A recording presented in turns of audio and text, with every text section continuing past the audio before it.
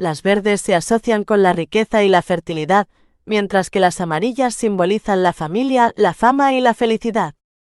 En finlandés, uno de los antiguos apodos para el oso es metsänomena, que se traduce como la manzana del bosque.